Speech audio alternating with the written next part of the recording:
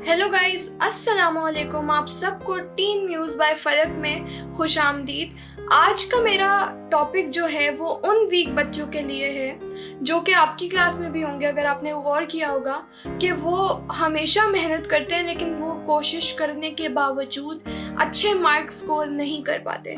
इसकी सबसे उनके जो पेरेंट्स होते हैं वो भी टीचर्स को फॉलो अप करते हैं, मगर फिर भी वो अच्छे मार्क्स नहीं ले पाते और पेरेंट्स टीचर को बोलते हैं कि इन्होंने अच्छे मार्क्स क्यों नहीं लिए, और फिर टीचर उनको बार बार सुनाती हैं, बताती हैं कि क्यों नहीं लिए ये वो। तो इसका सबसे बड़ा जो रीज़न ये है कि बच्चे के ऊपर जो होता है, बच्चे को टीचर भी पढ़ा रही होती हैं, फोकस कर रही होती हैं उस पर, और पेरेंट्स फिर भी बोलते हैं कि आपने बच्चे को पीछे क्यों बिठाया, आगे क्यों नहीं बिठाया, वो सही नहीं पढ़ रहा ये वो। तो इसका रीज़न ये है कि जो टीचर्स होती हैं वो फोकस करती हैं बच्चों पे, लेकिन फिर भी बच्चे अच्छे मार्क्स स्कोर नहीं कर पाते। तो उसका सबसे बड़ा रीज़न ये है कि जो पेरेंट्स होते हैं वो अपने बच्चों पे फोकस नहीं कर रहे होते। पेरेंट्स का काम यहाँ पे ख़त्म नहीं होता कि उन्होंने बच्चे को स्कूल पे डाल दिया एंड देन बस बच्चा पढ़ेगा खुद, ये वो टीचर्स की रिस्पॉन्सिबिलिटीज़ हैं। टीचर की रिस्पॉन्सिबिलिटी होती है पढ़ाना और बच्चे को सही से समझाना, जो कि टीचर्स अपना काम अंजाम दे देती हैं स्कूल में। लेकिन जब बच्चा स्कूल से घर आता है तो उसको कोई देखने वाला नहीं होता, सिवाय उसका होमवर्क और डायरी चेक करने के बावजूद उसका कोई भी साथ नहीं देता, और बच्चे को ट्यूशन भेज देते हैं। उसके बाद पेरेंट्स को कुछ नहीं पता होता कि बच्चा क्या कर रहा है, क्या पढ़ रहा है।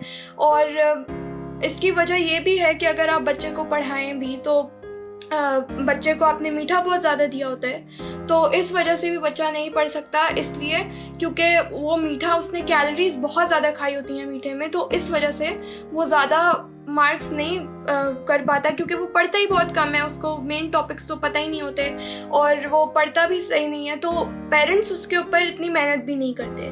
लेकिन जैसे ही उसके मार्क्स बुरे आते हैं तो वो साथ ही पेरेंट टीचर मीटिंग में टीचर्स को बताते हैं कि हमारा बच्चा सही मार्क्स नहीं स्कोर कर पा रहा, क्या मसला है। टीचर्स उनको वही बात बताती हैं, लेकिन पेरेंट्स का काम जो होता है बच्चों को पढ़ाना घर पे भी, ये जो मामला है सीधा टीचर और स्टूडेंट्स का, ये एक ट्रायंगल है। इसमें टीचर, पेरेंट और स्टूडेंट खुद, इन लोगों को अपना ट्रायंगल खुद बनाना पड़ता है, इनको पढ़ना आना चाहिए।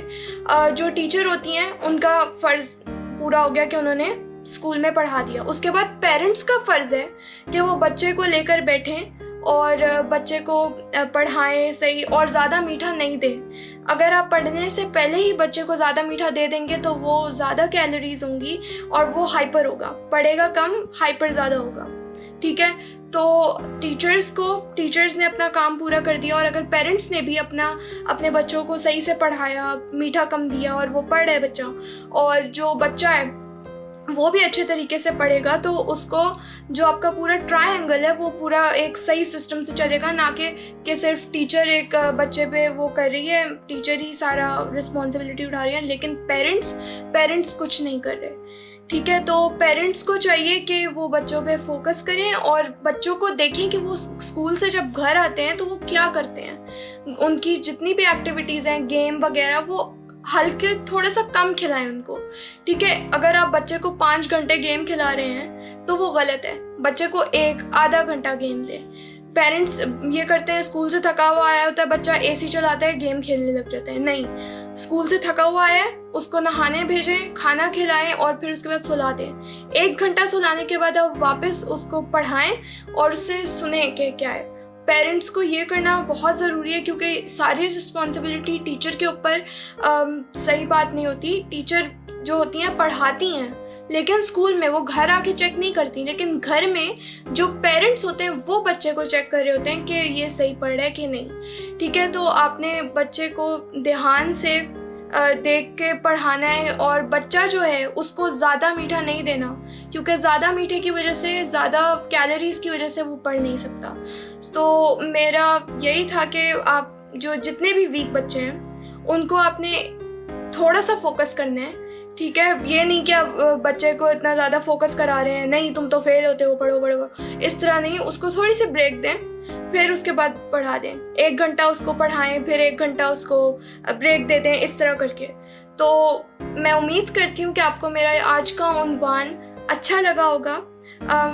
और अगर आपको मेरी ये वीडियो अच्छी लगी है तो इस वीडियो को लाइक करें, शेयर करें और सब्सक्राइब करना मत भूलिएगा। Thanks for watching, bye.